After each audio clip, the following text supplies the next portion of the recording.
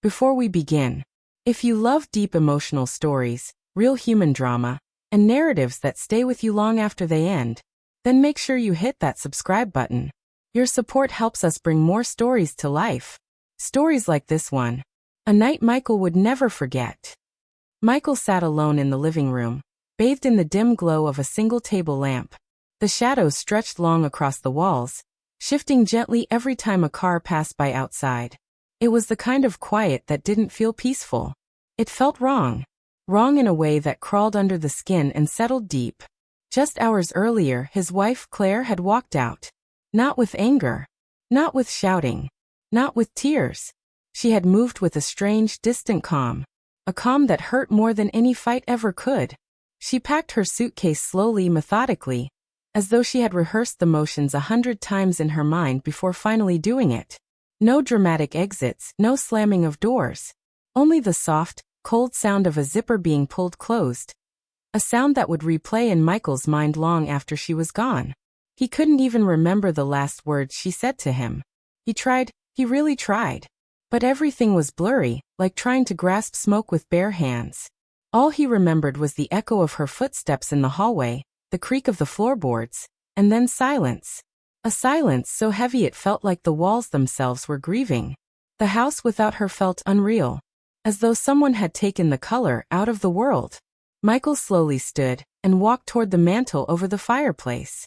Dozens of photos lined the shelf. Snapshots of summers spent on the beach. Birthdays full of laughter, moments that had once felt unbreakable. He picked up one picture. Him and her on their 4th wedding anniversary. Laughing at something he didn't even remember. Claire's smile in the photo was bright, carefree.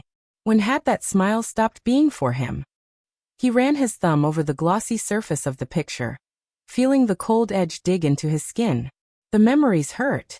Not because they were gone, but because they had once felt so eternal. He thought of all the small signs he had ignored. The nights she started coming home late. The dinners where she barely spoke.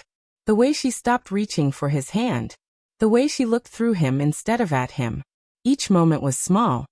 But small cracks eventually break foundations. Michael had believed that love, their love, could hold everything together. That it was enough. That it would always be enough. But love, he was learning now, wasn't a shield. It was fragile. And tonight, it had finally shattered. Michael wandered into the kitchen, hoping movement might distract his mind. But the sight greeting him only deepened the ache in his chest. 2 coffee mugs sat on the counter. His mug. Her mug. Untouched. He had made her a cup that morning, hoping the familiar routine might ease whatever heaviness she had been carrying lately. She didn't even look at it. He remembered the way she brushed past it, past him, like it meant nothing. He picked up both mugs, hands trembling, and poured them into the sink. The dark liquid swirled down the drain, disappearing in seconds. It felt symbolic, as if pieces of their marriage were washing away with it. The sound of the running tap filled the kitchen, echoing sharply in the quiet house. When he shut it off, the silence hit him again, harder this time. He leaned against the counter and closed his eyes, trying to breathe deeply, but each breath felt shallow, tight. He needed someone to talk to. Someone who could tell him that everything wasn't falling apart as badly as it felt. But who? His family lived out of state. His closest friend had moved away. And he wasn't sure anyone would understand anyway. He wasn't even sure he understood. The doorbell rang. A sharp, unexpected chime that sliced through the silence like a blade. Michael's body stiffened. His heart jumped into his throat. For a split second, a foolish, desperate split second, he thought, Claire. She came back. But a moment later, reality crushed the hope. Claire was not the type of person who left, and then returned a few hours later. Not after months of emotional distance. Not after the silent resignation he saw in her eyes earlier. No, this wasn't her. He forced himself to move. Slow steps. A pounding heart. He reached the door and opened it. Standing outside, illuminated by the porch light, was Evelyn. Claire's mother. Evelyn looked calm. Almost too calm. She wore a simple cardigan, her hair tied back neatly, and she clutched a small handbag in her left hand. But her eyes, they held something deeper. A blend of concern, strength, and something Michael couldn't quite place. He froze, unsure what to say. He expected anger. He expected blame. After all, her daughter had just walked out. And in moments like these, someone always wanted to blame somebody. But Evelyn's voice was soft when she spoke. "Michael," she said gently. "May I come in?" He stepped aside without a word. She entered the house like someone stepping into a familiar place. Careful, respectful, yet steady. She walked into the living room and sat on the couch, folding her hands neatly in her lap. Michael followed, feeling strangely off balance. Why had she come? What did she want to say? Did she come here to defend her daughter? To accuse him? To offer some explanation? He braced himself.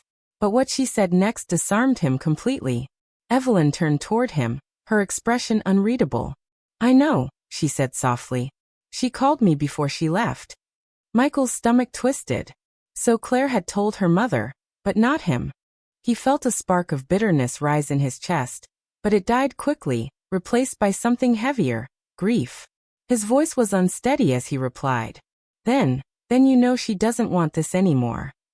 Evelyn didn't react immediately.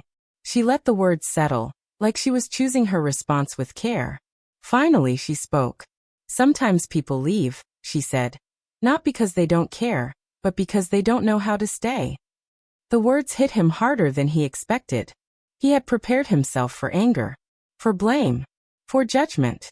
But compassion? He didn't know how to handle that. Michael sank onto the couch across from her, feeling his exhaustion catch up to him. For the first time tonight, the house didn't feel suffocating. Evelyn's presence filled the room in a quiet, grounding way. She didn't pry. She didn't lecture. She didn't demand explanations. She simply sat with him. It was something he hadn't realized he needed. Not words, not solutions, just company. A warm, steady presence in the middle of a storm. He glanced at her occasionally, and once, just once, he thought he saw something flicker in her eyes. Something unspoken. Something that made him look away, unsure. Maybe it was grief. Maybe empathy. Maybe something else entirely. But he told himself he was imagining it. His mind was too clouded right now to trust itself. Still, the question lingered. Why had she really come here tonight? And why did her presence feel strangely comforting? Michael didn't know it yet, but this night was only the beginning. A beginning he never saw coming. Evelyn remained seated, her posture calm but attentive.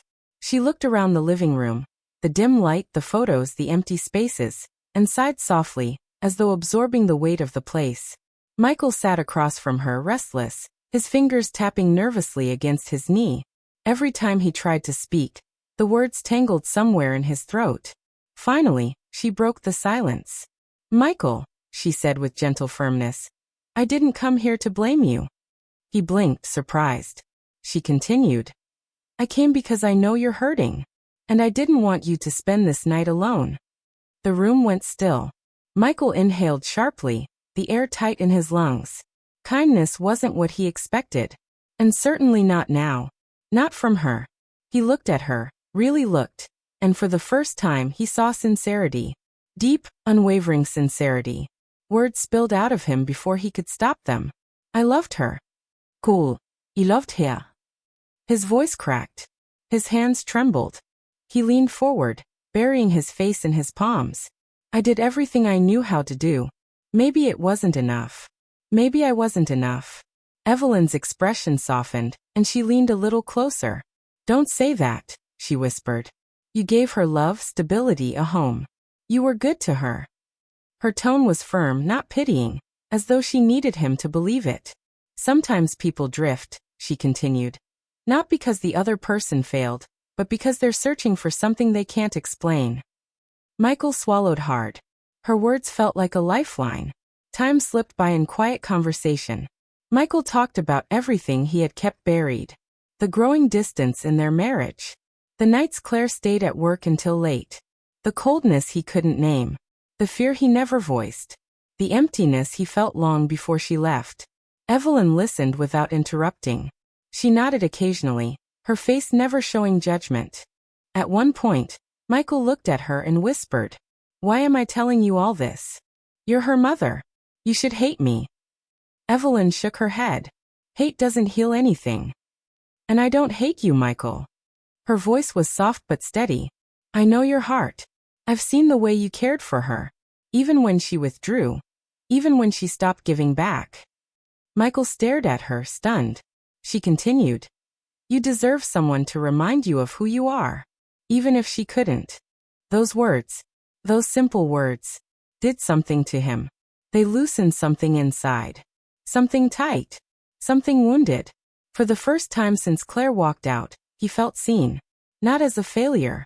Not as a husband who wasn't enough. But as a person, a hurting person, who still mattered. Later, Evelyn stood and made her way to the kitchen. She moved with familiarity, as though she belonged in the house. She opened cabinets, found cups, boiled water. Michael watched from the couch, mesmerized by the quiet grace in her movements. She returned with 2 steaming mugs of tea. Michael wrapped his hands around his cup, letting the warmth seep into him. It felt grounding. Human. Not the tea, the gesture. Evelyn sat beside him, not too close, not too far. Her presence was a comfort he hadn't expected. Michael, she said softly, don't let this moment convince you that you're less. He looked at her. Her eyes held a gentle light. You're strong. You're good. And you deserve peace. He felt that. Deeply. As the night grew darker, neither of them moved. Neither wanted the moment to end. Michael felt himself calming, his breath coming easier. His mind clearer. His grief still sharp, but not suffocating. At one point he whispered, it feels easier talking to you than it did with Claire this past year. Evelyn didn't respond with words. Instead, she reached out and placed her hand gently over his. A soft touch. A brief touch. A touch filled with something unspoken. It lasted only a second, but Michael felt it long after she pulled away. He didn't understand it. Maybe she didn't either. But in that moment he felt seen. Felt valued. Felt something else. Something he couldn't name. Hope. A fragile, delicate hope. Eventually, Evelyn stood and picked up her bag. I should let you rest, she said. Michael nodded, but his heart tightened. He didn't want her to go. Not because he wanted anything from her, but because her presence made the darkness feel survivable. I'll check in on you, she added gently. He swallowed. Thank you, he whispered. She walked toward the door. And as the door closed behind her, the house fell silent again. But this silence felt different. Not crushing. Just quiet. A quiet carrying the warmth she left behind. A quiet that hinted that his story wasn't over. Not even close. Thank you for watching. If this story moved you, don't forget to like, share, and subscribe for the next chapter.